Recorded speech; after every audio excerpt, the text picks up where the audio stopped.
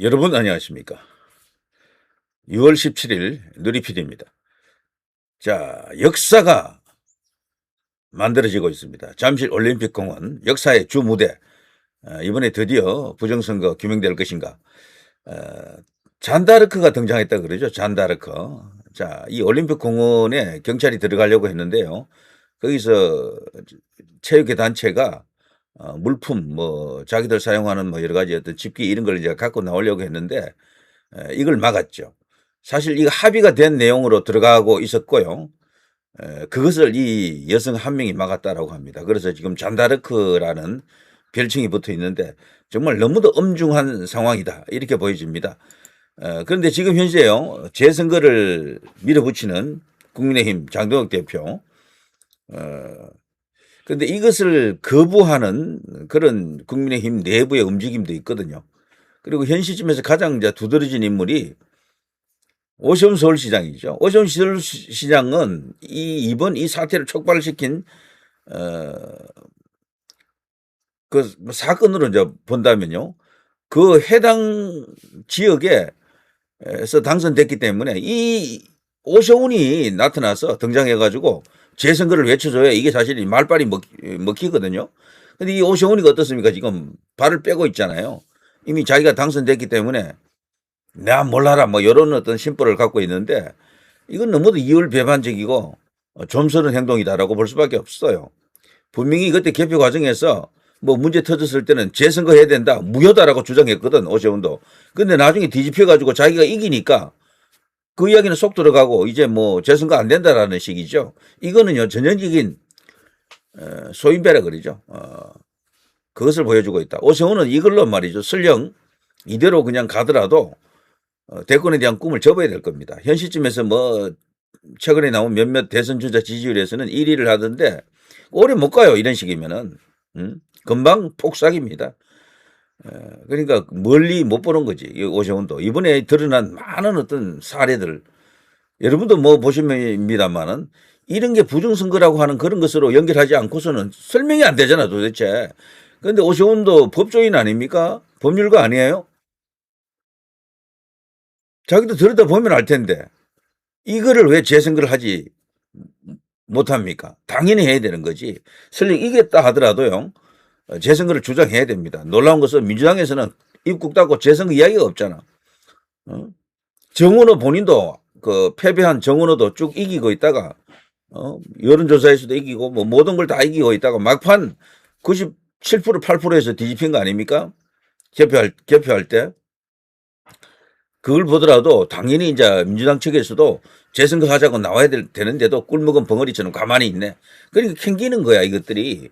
재선거 하게 되면 이게 더 벌어질 가능성도 있고 그동안 숨겨둔 그 엄청난 비밀이 폭로될 가능성도 있겠죠. 근데 오세훈은 어쨌거나 이번 이 일로 인해서요. 잠실 소위 이제 2030 오세훈은 평소 2030이 중요하다라고 말을 굉장히 자주 해요. 이번에 자기가 당선된 내용을 보게 되더라도 젊은 2030들이 엄청나게 많이 찍어줬더라고. 2030들이. 그들과는 이제 적이 될 겁니다. 이런 식이면. 지금은 젠지 세대라 그러죠. 이 2030, 10대도 이제 포함이 됩니다만 10대 후반, 20대, 30대들 이들이 이제 대한민국의 주력입니다. 이들이 결정하는 세상이 열리고 있어요, 이제. 자, 자기가 평소 그렇게 중요하다고 생각했던 2030들이 지금 저기 올림픽 공원에 나가 있지 않습니까? 그들의 목소리를 지금 외면하는 게 오세훈이거든. 오세훈은 사실상 그래서 정치적으로는 이제는 끝장났다라고 이제 보는 시각도 있습니다. 서울시장 한 번 더 하는 거로 이제 끝나는 거야. 만일에 재선거가 없다 그러면은 지금 오세훈 하는 꼴을 보십시오. 장동혁 전국 재선거가 목표다. 오세훈 자리 보존용 구호 멈춰라. 이거를 장동혁이 자신이 지지율을 끌어올리는 수단으로 그동안 여러 가지 어떤 어려움에 처해 있긴 했었죠. 사퇴 여론에 압박에 이제 몰리고 그랬는데 이제 그거를 돌파하기 위한 수단으로 지금 장동혁이 이러고 있다라는 거죠. 이 오세훈은. 약간 그런 측면이 있다 하더라도 지금 이런 이야기 할 때가 아니야. 오세훈은 지금 이런 말을 하면 할수록 자신의 존재감이랄까 왜 이 오세훈이가 보수에서 살아남아야 되는지 앞으로 어떤 역할이 있는지 여기에 대한 회의적인 여론만 일어날 수밖에 없습니다. 지금 이런 개소리 할 때가 아니다라고 제가 볼 수가 있어요. 보십시오. 누가 봐도 자리 보존용, 이미 리더십을 상실한 장동혁 대표가 자리를 보존하기 위해서 소총제도를 정략적으로 이용하는 것으로 보여진다. 이렇게 말하고 있거든요. 장동혁 대표는 지금 사실상 TK 빼고 전국 재선거를 지금 원하더라고요. 그런데 누리PD는 이왕 하는 김에 TK도 다 같이 했으면 좋겠어요. 아예 이번 선거 전체를 완전 전면 무효화하고 모든 선거를 그냥 다 같이 하는 것이 괜찮겠다. 처음에는 저는 서울시만이라도 먼저 하자라고 주장했던 사람인데 그러니까 그때는 빨리 재선거할 수 있으면 서울시만이라도 해보자라고 했었어요. 그래서 나중에 어떤 결과가 나오면 그게 너무 큰 차이가 발생하게 되면은 그걸 이제 전국 재선거로 이제 이렇게 들어갈 수 있는 그런 결정적인 하나의 계기가 된다. 그래서 1단계, 2단계론을 제가 설파했는데 이제는 뭐 1단계, 2단계 할 이제 그 타이밍이 아니죠. 이제는 무조건 전국 재선거로 갈 수밖에 없습니다. 시간이 그동안 많이 흘려버렸기 때문에. 그렇다면은 오세훈도 당연히 들어와야 되죠. 가장 핵심적인 인물입니다. 그런데도 계속해서 이걸 정략적인 정쟁 뭐 이런 식으로 자꾸 이제 몰아가면서 자기가 지금 재선거 하지 않으려고 지금 발버둥을 치는데 이러다가는요 애국 시민들에 의해 가지고 끌려 내려옵니다 이거. 지금 현재 오세훈을 찍었던 사람들 중에 실망했다는 사람들 엄청나게 많더라고. 특히 2030들. 자, 오세훈이 평소 이준석을 굉장히 아낀다. 이준석이 중요하다. 이런 말을 자주 했었죠. 왜 그런가 하면은 준석이가 그래도 2030한테 뭐 좀 통하는 줄 알고 있더라고. 근데 이준석도 약간 통하긴 하죠. 근데 그게 지지율이 얼마 안 돼. 준석이는. 진짜 2030들이 바라는, 그들이 바라는 원하는 그것은 바로 공정사회, 정의로운 사회. 그리고 그것을 대표할 수 있는 인물이 누구냐라고 했을 때요. 현 시점에서 2030의 아이콘은 윤석열 대통령이에요. 윤석열 대통령.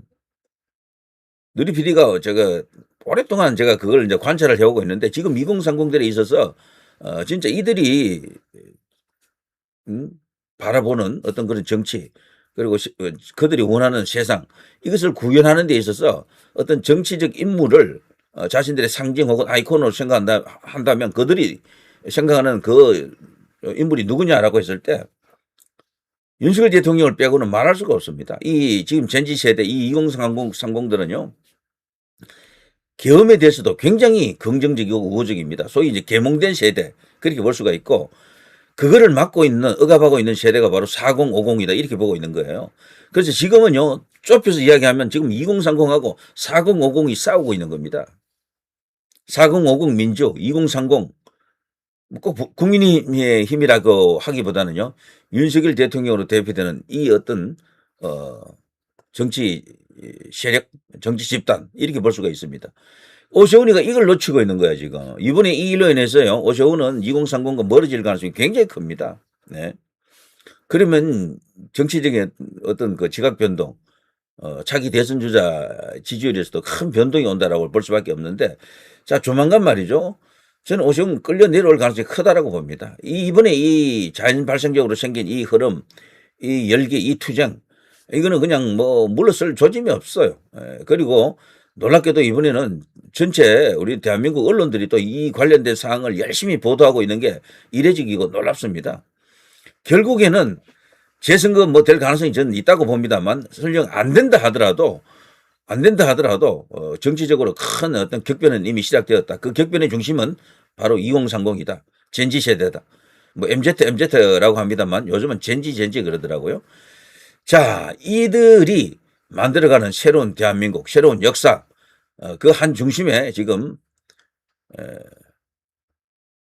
올림픽공원 여기입니다. 여기에서 대역사가 지금 만들어지고 있다 이런 생각이 들고 자 오세훈이 이런 식으로 발버둥 치고 버티고 있는데 결국엔 끌려 내려오거나 아니면 자기 스스로 정치적 무덤을 파고 있다라고 생각이 됩니다. 오세훈이가 목표가 서울시장 5번 하는 게 목표라면 뭐 그렇게 하라 이거야. 그런데 오세훈도 우리가 알기로도 다 그렇잖아요. 대권에 대한 꿈이 있는 인물 아닙니까? 이러면 보수 안에서 그냥 그저 그런 인물로 이제 이렇게 낙인 찍힐 수밖에 없습니다. 끌려 내려오거나 이대로 그냥 끝장나거나 둘 중에 하나다. 이제 이렇게 생각이 됩니다. 자, 참고로요. 어쨌거나 지금 국민의힘의 장동혁 대표가 놀랍게도 대변신 저런 면모가 있었나 싶을 정도로 투사가 되고 있는데요. 자, 어쨌거나 이 과정에서 장외와 제도권이 적절하게 결합이 되어야 할 것 같습니다. 그래야 힘이 2배, 3배 이제 이렇게 커지는데요. 뭐 여러 가지 어떤 뭐 서로 다른 이견이 있을 수가 있지만 그걸 일단 케이스 바이 케이스로서 이번에 이 이슈만큼은 단기간에 끝을 내야 되는 사안 아닙니까? 그래서 이제 이 제도권과 장외가 그 광장이 서로 손을 잡아야 된다 이런 생각이 듭니다. 장경 대표가 황교안 대표라든가 저 전한길 대표를 만나야 돼요, 사실은. 이제 그것까지도 갈 수 있을지 한번 기대해 봅니다. 자, 오세훈은 끌려 내려온다. 끌려 내려오지 못할 경우에는 그냥 서울시장 5선으로 끝장이다. 뭐 이렇게 이제 말할 수가 있겠습니다. 자, 누리 PD 김준희 TV였습니다.